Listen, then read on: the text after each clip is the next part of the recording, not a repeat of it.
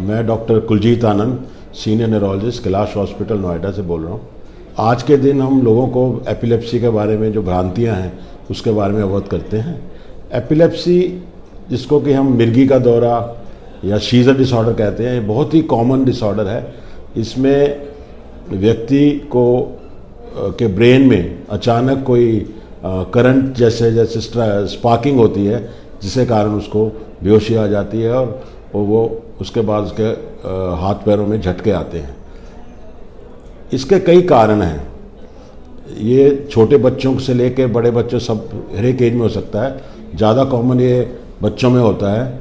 इसके कारण है ब्रेन में इन्फेक्शन होना, जैसे कि यदि किसी बच्चे को पहले ब्रेन का फीवर हो या ब्रेन में कोई इन्फेक्शन हो या टीबी हो, उसके कारण भी ये बीमारी आ सकती है। या बच्चे को कभी कभी जब बच्चा पैदा होता है तो उस समय जब उसको ब्रेन में ऑक्सीजन नहीं जाती है तो वो भी कभी कभी एपिलेप्सी हो जाती है।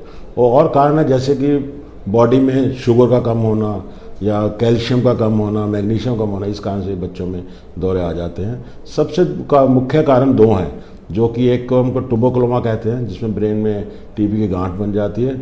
दूसरा हम कहते हैं सिस्टिसर्कोसिस, जिसमें ब्रेन में कीड़ा, एक सिस्टिसर्कोसिस एक कीड़ा होता है, उसके अंडे ब्रेन में चले जाते हैं जो ब्रेन के टिश्यू को इरिटेट करते हैं और उसका रूप एपिलेप्सी का रूप धारण कर लेते हैं।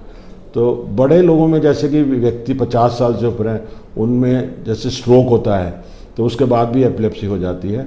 और या ब्रेन में ट्यूमर हो, उसमें भी एपिलेप्सी के लक्षण आ जाते हैं।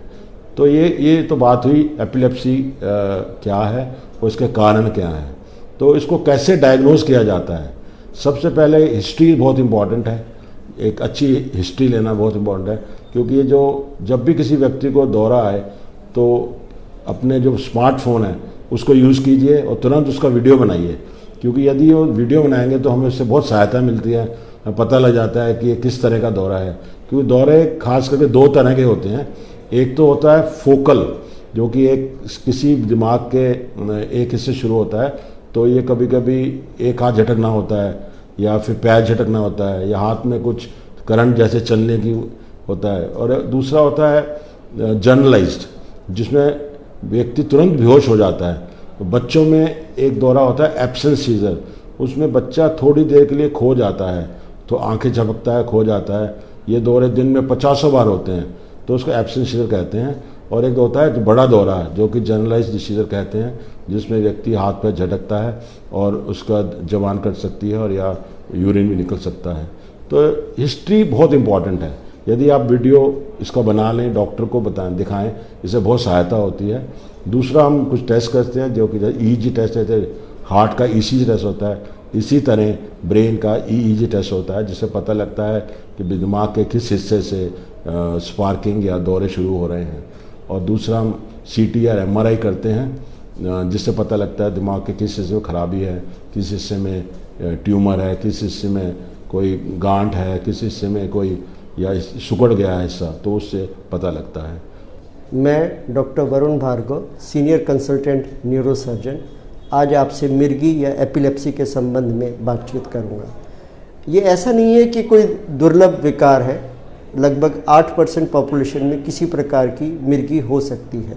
मिर्गी अनेक प्रकार की होती है, जैसे डॉक्टर कुलजीत आनंद साहब ने बताया। ज़रूरी नहीं कि उसमें उसी तरीका, कई बार हमारी मांसपेशियां ढीली पड़ जाती हैं सिर्फ, कई बार हम कुछ देर के लिए बेहोश हो जाते हैं, कई बार हम होश में रहते हैं परंतु कुछ मांसपेशी अलग से फड़कने लगती है। तो अनेक प्रकार की एपिलेप्सी होती है। ये जो मिर्गी का दौरा है, इसे डायग्नोसिस करना बहुत ही आसान है। 90% केसेस में मरीज स्वयं या मरीज के रिश्तेदार इसको देख लेते हैं कि किस तरीके से मरीज को दौरा पड़ा। सिर्फ 10% केसेस में ही डॉक्टर की डायग्नोस करने में, लेकिन किस प्रकार का है ये डॉक्टर ही डायग्नोस कर पाते हैं कि किस प्रकार का है, क्योंकि विभिन्न मिर्गियों के अलग अलग इलाज होते हैं। कुछ जो भ्रांतियां हैं समाज के अंदर कि ये संक्रामक होता है, ये संक्रामक नहीं होता है, एक से दूसरे को एपिलेप्सी नहीं लगती है। दूसरा ये कि माता पिता से बच्चों को एपिलेप्सी आ जाती है, ऐसा आनुवंशिक 90 से 95% केसेस में नहीं होता है। यानी माँ बाप के अगर मिर्गी के दौरे आते हैं तो जरूरी नहीं कि बच्चों के अंदर ये आए। तीसरी बात, इसके अंदर कोई मरीज जो है उसको कोई पीड़ा नहीं होती है, किसी प्रकार की पीड़ा नहीं होती, कुछ समय के लिए वो बेहोश हो जाता है, जिस समय उसका ध्यान रखना जरूरी होता है, और दवाओं से वो ठीक भी हो जाता है, उनको बेहोशी नहीं रहती है। तो मरीज कुछ देर के लिए बैठ, तो ये पीड़ादायक। चौथी बात ये है कि यदि व्यक्ति के मिर्गी है तो वह सामान्य जिंदगी दूसरे व्यक्तियों की तरह सारी जिंदगी जी सकता है, उसमें कोई समस्या नहीं आती है।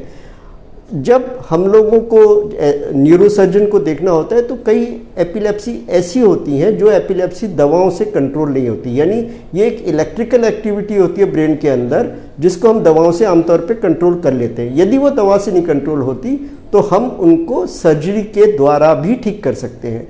जैसे अगर यदि ट्यूमर है तो उसे हम निकाल दें, एपिलेप्सी खत्म हो जाती है। इसी प्रकार कोई फोकस है जिसको हम देख सकते हैं आज के द्वारा, एमआरआई में विभिन्न प्रकार के एमआरआई होते हैं जिसमें हमें पता लग जाता है कि फोकस कहाँ है, उस फोकस को निकाल दे तो ख़त्म हो जाती है। अगर ट्यूबरक्लोसिस है उसका इलाज कर दे तो ख़त्म हो जाती है। अगर कोई फीवर आ रहा है, बुखार हो रहा है, उसकी वजह से एपिलेप्सी, तो कुछ समय के लिए है, वो ख़त्म हो जाएगी। यदि आपके डायबिटीज़ की वजह से शुगर कम हो गई है और उसकी वजह से आई है तो शुगर ठीक होने के बाद, तो ये नहीं है कि अगर आपके एक बार मिर्गी का दौरा आ गया तो आप मिर्गी के मरीज सारी ज़िंदगी को बन गए। तो मिर्गी ख़त्म भी हो जाती है और ये पीड़ादायक नहीं होती है।